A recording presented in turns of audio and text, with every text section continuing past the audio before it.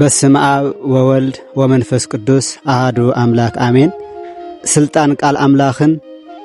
ጥንተ ፍጥረትን ኦሪት ዘፍጥረት ምዕራፍ 1 መጀመርታ በቃል ዓለም ተፈጢራ ባዶ በቃ ጥርሓ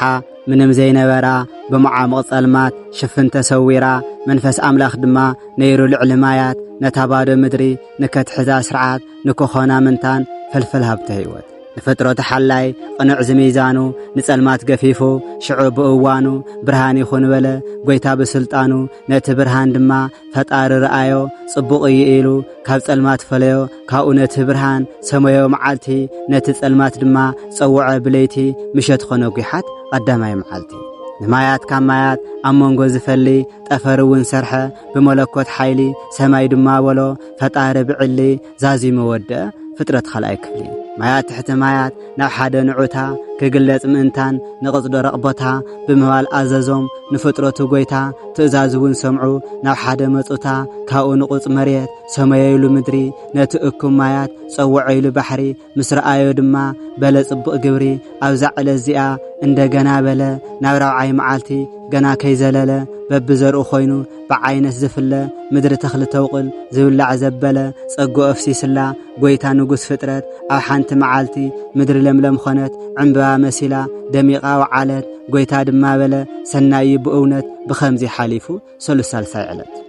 እግዚአብሔር በለ ብራብዐይቲ ዕለት ኣብ ጠፈር ይኹኑ ኣብ ጠፈር ሰማያት መዓልቲ ካብ ለይቲ ዝፈልዩ ብርሃናት ንምልክት ኾነ ንዓመት ዘመናት መብራህቲ ገበረ ክልተ ዓበይቲ ንምድሪ ብድምቐት ከብርሁ ምእንቲ ተዓውዪ ብርሃን ይኹን ንመዓልቲ ታንእሽተይ ድማ ተብርህ ብለይቲ ከምኡውን ገበረ ኣላፍ ከዋኽብቲ ድሕሪ ዘይረአዮ ፈጣሪ ንኹሉ ጽቡቕ ድማ በለ ዝወፀ ዘይብሉ ልዕሊ ምድሪ ሰፈፍ ምንም ዘይሽገሩ ትሕቲ ጠፈር ሰማይ ኣዕዋፋት ይብረሩ ውሽጢ ማያት ድማ ሕይወታት ይንወሩ ዓበይቲ እንስሳት ከም ዓሳ ዝበሉ ኢሉ ተናገረ ፈጣሪ በቓሉ ዝንቀሳቀስ ሕይወት ማያ ዘውፅእዋ ብዙሕ ተባዝሑ ንባሕሪ ምልእዋ ኣዕዋፍ ሰማይ ድማ ንምድሪ ሓዝዋ ብምባል ባረኩም ፍጥረቶም ፈትይዋ ድሕሪ ዘይረአዮ ጽቡቕ ኾነ ኹሉ ፍጥረት ሓምሻይ ዕለት ውድእ ተጠቕሊሉ ኩሉ ሕይወታዊ ዝንቀሳቀስ ፍጥረት በብወገን ኾይኑ ኩሉ በብ ዓይነት ምድሪ ተውፅእ በለ ኣራዊት እንስሳት ከምኡ ድማ ኾነ ማዕረገት ብስርዓት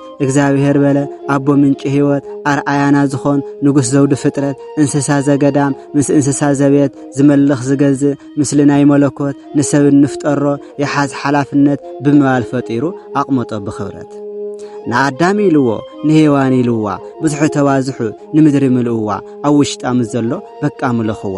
ኩሉ ዝሓዘቶ ዘሎ ውሽጢ ምድሪ በዓል ክንፊ ኩሉ ብሰማይ በራሪ ዝንቀሳቀስ ሕይወት ዘሎ ውሽጢ ባሕሪ ንዓኹም ይገዛ ብሰላም ብፍቕሪ ብምባል ባረኩም ጐይተና ፈጣሪ በዓል ዘርኢ ኩሉ ሓመልማል ኣለኩም ኣዋም ፍራምረ ንዓኹም ሂወኩም በብገጾም ኩሎም ንምግቢ ይኹንኹም ነተን ኣዕዋፍ ድማ ነተን ኣዕዋፍ ሰማይ ከምኡውን ነበርቲ ዝኾኑ ውሽጢ ማይ ልዕሊ መሬት ዘሎ ዝንቀሳቀስ ኩሉ ሓመልማል ሳዕርታት ምግቢ ይኹነሉ ኢሉ ተናገረ ፈጣሪ በቓሉ ካብኡ ነዚ ኩሉ ፈጣሪ ርእይዎ ፍጥረት ሻርሻይ ዕለት ብጣዕሚ ፈትይዎ የመና ዓጊቡ በቲ ዝፈጠሮ ከይሓዘ ተረፈ ንሸብዓይ ቆፀሮ ወስብሐት ለእግዚአብሔር። እምበኣርከስ ተኸታተልቲ ኣለቦ ንዩቲዩብ ቻናል እታ ናይ ኦሪት ዘፍጥረት ምዕራፍ 1 ዝሰማዕኹማ ግጥሚ እዚኣ ትመስል። ስለዚ እዛ ግጥሚ እዚኣ እግዚአብሔር ዓለም ክፈጥር ከሎ ካብ ባዶነት ናብ መልክዕ ካብ ጸልማት ናብ ብርሃን ካብ ሕሱስ ዝበለ ነገር ናብ ስርዓት ከምፃእ ከሎ ብጥበብ የምፅዋ ብሃምዚ ዓይነት ጥበብ የምፅዋ ማለት እዩ እና ብሓፈሻ ክንርዳናዮ ሎሚ ኣብዚ ግጥሚ እዚ ወይ ድማ ኣብዚ ምዕራፍ እዚ ኣብ ኦሪት ዘፍጥረት ምዕራፍ 1 ወይ ድማ ካብ ኦሪት ዘፍጥረት ምዕራፍ 1 ክንመሃር ንኽእል ነገር ወይ ድማ ክንድሕዘን ንኽእል ነገር ብውሕዱ 4 ዓበይቲ ነገራት ክንመሃር ንኽእል ኢና ማለት እዩ። እቲ ቀዳማይ እንታይ እዩ? ስርዓትን ቅደም ሰዓብን ንምሃር ማለት እዩ። እግዚአብሔር ዓለም ላብዚ ከምፃእ ከሎ ሰማይ ክፈጥር ከሎ መሬት ክፈጥር ከሎ ባሕሪ ከዋኽብቲ ኩሉ መጀመርያ ክፈጥሮም ከሎ ስቕሉ ሕውሱስ ብልበለ ሕንክልክል ብልበለ ኣይኾነ ይፈጢርዎ ማለት እዩ። ታይዳይ ብስርዓት ይፈጢርዎ ማለት እዩ። ስርዓት ክብለና ታ ማለት እዩ እንድሕድና ካብ ለምሳሌ እግዚአብሔር ንፍጥረታት ዝሃቦ ሕጊ ማለት እዩ። ፍጥረት ክግዘአሉ ዝኽእል ሕጊ ማለት እዩ እግዚአብሔር ንፍጥረቱ ዝሃቦ ሕጊ ታይባል ስርዓት ይባሃል ማለት እዩ ለምሳሌ ፀሐይና እግዚአብሔር ታይልዋ ፀሐይ ኣብ ቃትሪ ክትብሪ ንወርሕ ኸታይልዋ ወርሕ ስኻ ኣብ ለይቲ ክትብሪ ትኽእል ኢሉ ዝስርዓት እዚ ስለዚ ፀሐይ በፍጽም ኣብ ለይቲ ክብሪ ኣይትብሊ ምክንያቱ ስርዓት ይዋ ስለዚ እግዚአብሔር ታይ ብስርዓት ገይሩ ፈጢርዎ ማለት እዩ خالي نجنا بسرعة طرح له بقدم ساعة تفطر كل جزاهر سويلو مجرشة خون لجبا مجمرة خون لجبا مجرشة أي خوني بقدم ساعة بترتا مالتي بدرجة مهنات حادلها خلتيلها سلستي بهالمر بقلطات يهوني هاي تجي المر ماتي سيدي قدم ساعة ينمهار ماتي أنا እግዚአብሔር ለመሬት ለዓለም ሰማይና ምድሪ ክፈጥራ ከሎ በስርዓት ይበቀደም ሰዓቢ ሃምል ፈጠረ ሁሉ ህይወትና ከዝውን በስርዓት ክንመርሐልና ማለት ነው ባበት ረኸ ክንጓዓዝ ይብልናይ ስርዓት ማለት ተሐሲቡ ክስራሕ ለኽእል ነገር ማለት እዩ አሕናው ለሆነ ነገር ሐሲብና ክንሰርሕልና አቅድና ክንሰርሕልና ፈጣሪና ኣብ ጥንት ፍጥረቱ በፍጥረቱ ሃም ዘምሃረና ሁሉ نفطرته بسرعة همز فطرهم كله احنا نسرحه حد السرح لو تكنا نصت خوينا سرحنا بتخكلنيا لو انه سرح عيت انه سرح كنسرح تخوينا عالماوي يكون منفساوي تكونو بسرعه تكونو معناتي صلاه نقبر تخوينا سرعه انه صوم كنصوم تخوينا بسرعته اقا سجدت نسجد تخوينا بسرعته عالماوي سرح عندنا لخونا سرح محرت كنحرس خوينا بسرعته نقرك نقد تخوينا بسرعته እዚ ኩሉ እዚ ስርዓት ይግባእ እዩ ብስርዓት ስርሑ ለከዓነ ለምድሪ ኣብ 6 መዓልቲ ብስርዓት ከም ስርዓዋ እስኻትኩም እውን ብስርዓት ስርሑ ንክብል እዚ ስርዓት እንመሃረሉ ምንቲ ብስርዓት ገይሩ ሰሪሕወነ ማለት እዩ ሓላይ ነገና በቀደም ሰዓብ ሓደ ሰብ ለሰርሕ ስራሕ በቀደም ሰዓብ ክሰርሕ ነው ማለት እዩ ለምሳሌ ምንባብ ለይኽእል ሰብ መጀመሪያ ፊደል ቆጽር ነው ማለት እዩ فيدل مقطار يقصل نباب بهمزي ملك عكون النواب درجوا لي حالنا قدم سعوا لي حالنا أيانا قدامي من يقصل من يدحر لا ندحر لي خدنا نحلي سرعنا يو هوتنا كبالا شيء ناخلي لسرحنا يسرح كبالا شيء خلي سيزي زي كاميرا نستدلي إجزاهر كال أوريز فتات معرف حد دعنا نمهر نحلنا سرعاتنا قدم سعة بسرعات سرحوا سيزي أو هيوتنا بحاجة زي الخون نجر اللي درجة بدرجة يكون خير أو قدنا معلت فترة إنه أو خلأ معلت فترة إنه أسهل سالت فترة هم لا أو شد شيء معلت فترة وماتي درجة بدرجة سرعة بسرعة غير فترة سيدي كهذه أنا ما نحرنا كأورد فترة سرعاتي قدم سعوي كنا مهارنا مالتي يوم خلأ إن مهارنا جنا نايكال حيلي كازم عرف زي النمهر عاوي تمرتي نايك قال حيل قالس حيل اللو مالتي مخنياتو እግዚአብሔር ሰማይና ምድር መስፈጠረ ታይሉ ብርሃን ይኹን ኢሉ ብርሃን ድማ ኾነ ብርሃን ይኹን በማል ጥራሕ ማለት ብርሃን ኾነ ስለዚህ ዓለም እግዚአብሔር ክፈጥራለ ዓለም በቃል ይፈጥርዋ ማለት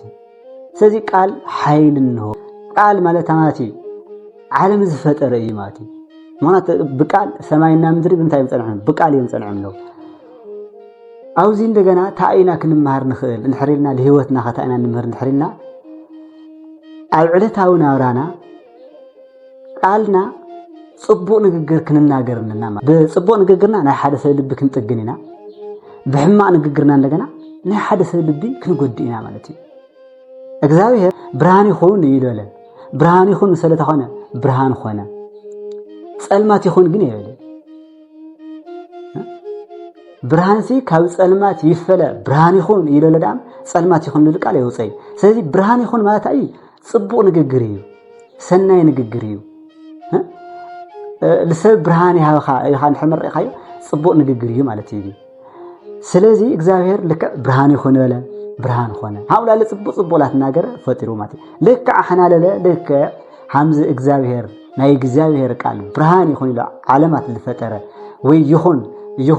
ይኹን አለ ቃል ወፀ ዓለም መፀት ቃል ወፀ ምድር መፀ ቃል ወፅላል ሁላ በይኹን ይገይሩ ልፈጠራ ማለት እዩ አሕና ለለው ህይወትና ቃልና ጽቡቕ ነገር ብምንጋር ክኾን ነው ማለት እዩ ቃል እግዚአብሔር ለሓደ ሰብ ቃል እግዚአብሔር ተናገርና ክንጽናዕምዕ ከም ዝግበአና ተሓዚኑ መጽናዕምዕ ዝኾነና ቃል ተናገርና በቃ ጽቡቕ ልባህል ነገር ብእዝኑ ሰሚዑ ላእምሮ ላው ልቡ ኣትዩ ክፍውሰ ልኽእል ንግግራት ክናገርና ናምበ ልቢ ክጎድእ ልኽእል ክሰብር ልኽእል ልቢ ከድም ልኽእል ንግግራት ክንናገር የብልናይ ማለት ናይ ቃል ሓይል ቃልሲ ሓይል ነው እዩ መልሓስሲ መልሓስ ዓጽም የብላይ ግን ዓጽም ትሰብር ንግግር ማለት እዩ ዝቃል እዚ ካይል ወፀት ቃል ኣብ ሓደ ሰብ ኸይዳ ተዓርፍ ከላ ወይ ትሰውራያ ወይ ትድሕነያ ስለዚ ንናገሩ ንግግር ክንፈልጥልና ማለት እዩ ስለዚ ኣሕና ካብ ምዕራፍ ሓደ ንማር ነገር እንታይ እዩ ናይ ቃል ሓይሊ ዓብይ ነገር ምዃኑ ባርኮት ባረኽልና ለምሳሌ ማይድጋም ለምሳሌ ድርሳነ ሚካኤል ትደግምለና ካለ ቃሊና እንደግምለና አሉ ና ቅዱስ ሚካኤል ድርሳን ትደግምለና አሉ ቃልና ኸይድታ ይሆነ ኣፍትማ ይዓርፍ ማለት እዩ ኣፍትማ ይተዓርፍ ሎ እቲ ቃልና ጽቡቕ ለሆነ ና ቅዱስ ሚካኤል ድርሳን ስለደገምናዮ ኣምፀብና ንጽቅ ተብለናዮ እንደገና መድኃኒት ፈውሲ ይሆነና ጸበል ይሆነና ማለት ልክ ሕማቅ ንግግር ንሕትናገርና هذا مثال نقول يتبعنا خد باي لما عنتي دبار معلتي إلنا حما نقدر نحرق مننا هنا دبار معلتي نوعد ماتي إذا تاي قال حيل إنه ماتي ناي قال حيلي علاماتي لفتر نجزاهير قال عالم فتير ناتنا قال ندجنا صبوتات ناقرنا لبسك تجني حماتات ناقرنا ندجنا لبسه كوجد كافنا كوس الخ النجر كنقطع أثر كم زجبنا تقاطعنا ندجنا صبوت نجر كنا ناقر كم زجبنا نمهار مالتيو هلا إنه مارس سنة مخانو مرأي إجزاهير فطر كبري لخانة النجار ماتي أقدم فطر فطرهم فطير مسودة تايجورو يريو مسرعي تايل صبو سنة يولو سوي حلفي ليه عندنا فطرة شد شمعة فطر له صبو لا عليه فطر هو ماتي صبو لا عليه نيجو أمسكين هو مالتي أحنا لا أبهيوتنا إذا سرح حينا ينجر سرحنا مسودانا كنرئنا ماتي رئنا تنجبرنا كنا مسجننا تعيزينا كنا مار يولنا ماتي بهيوتنا بأكل كلنا دماء تعنا كلنا خلي دخلنتي دخائلنا كنا مارينا تما لنا تعنا صبو هنا إلنا سناي مال هم نجبنا لهيوتنا كم مرة وطينا صبو مال كم زجبنا نمسجن كم زجبنا نمهار مالتي እግዚአብሔር ለፈጠረም ሁሉም ታይላሉ ጽቦ ለፈጠረም ጽቦ ላለ ነይሩ ማለት እዩ ለሙ ለሰራሕና የስራሕሲ መልስና ክንሪዮ ሪና እንደገና ክነልቆለና ማለት እዩ እግዚአብሔር ለምረና ለዚ ለሆነ ስራሕ ንሰርሕና ስራሕና መስወዳና መልስና ክንሪዮና መልስና መስራና የታንገረንና ክነድንቆነና እግዚአብሔር እዚ ይገበረ በቃ تزي خوين قل سرحنا يوم نجر خلاص يتساخع لي خلاص ما إلنا كنا مر هم زي لنا نردا نخلو لهم نجر ثانوال سناي مالتي رابعنا أنا مودعتا أملاك نود سل بمثلو بملك عبير يفتيروا آخويرو مالتي أو شد شيء مع الفترات فترة كله إجزاء نود سل كاو كلهم عينت فترات فلي بزوله مركع فلي بزوله أفطاطرا فلي بزوله صقا غير فطيرو مالتي زفلي لوله تمالتي نحنا بملكعنا بمثل غير فطيرو مالتي سلازي او معرف حدا انرد عوي ነገር ታይ ሰብሲ خور እንደገና በመላእክት ልምዘን ይሆነ በፍጥረት ልምዘን ይሆነ በخالت ፍጥረታት ማለት بنا قدام معلت فترة لما ودادر يخوني بنا خلاء معلت فترة ودادر يخوني بنا ثالثة معلتي أي ودادري أو شار شيء معلت الفترة السل خور زخون السل لعلي ما نم خور خوين بنا أمثال بنا إجزاوير أمثال بنا أرآية سلاسة أمثال بنا فتارينا ملك استفتر أي ود سمالتي تاينا نمار كازي خليوتنا تاينا نمار نحرلنا أحنا خورات مخانا نرد أننا قوسقل حمم دخا منخون ازيخون منم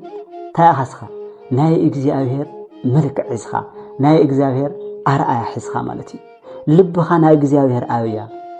قالخا ناي إجزاوير ولد مسالي منفسخا هيوتخا ناي እግዚአብሔር መንፈስ ቅዱስ ምሳሌ ስለዚህ خبرتخا مخانخا خور مخانخا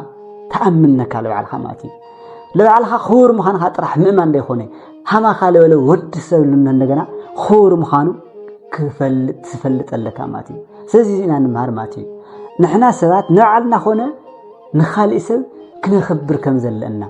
أبونا خوري فتارينا خوري ما احنا للخوراتنا سلازي لو علنا تنقبرنا كنا خبر لنا رأسنا كنا تحتي بالناي بتعيت قني خوني بتحتنا مالتي باباتنتنا بلجنت أبونا أينا فتار عالم كويناينا أبو بمال تاخونا تحت بالولا لجنتنا دق إناينا تايرون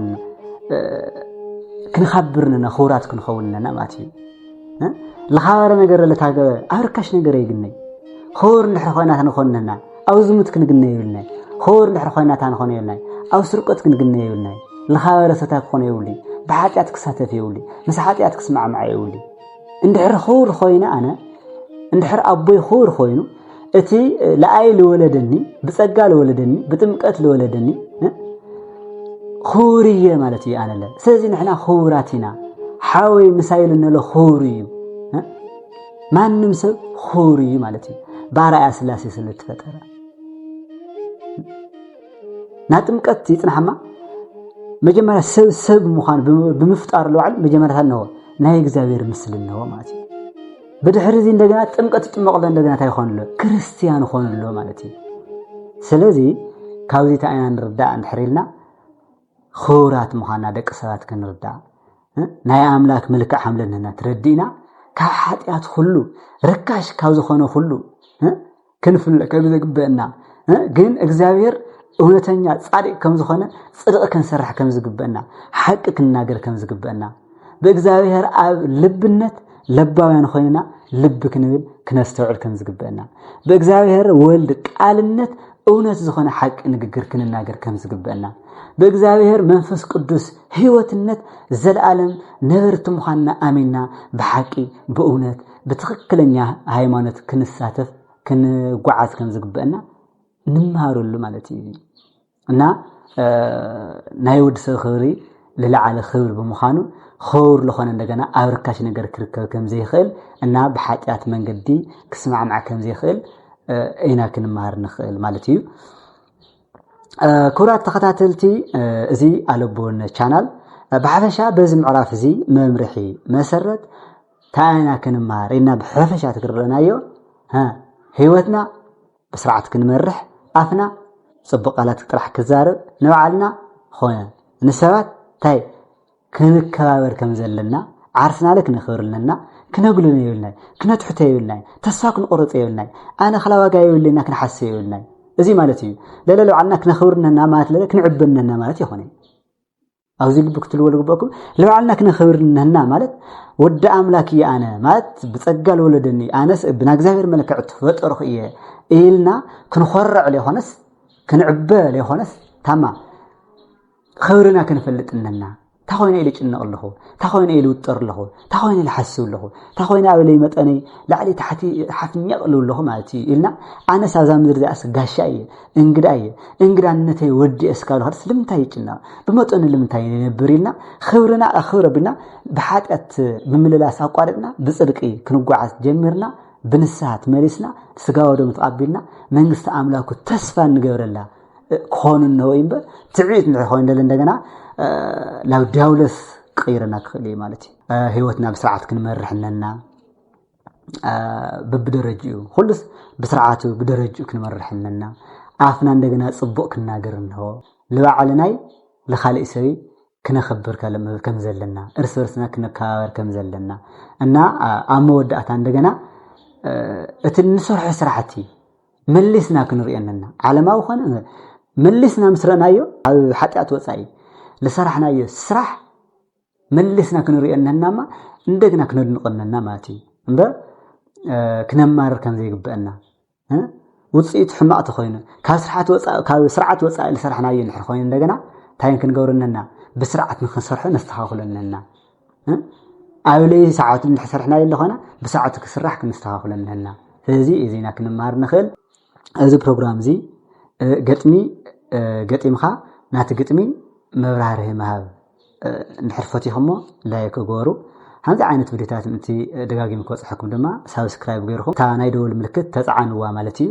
ስለዚ ዝነበረና ፀሓኒሒት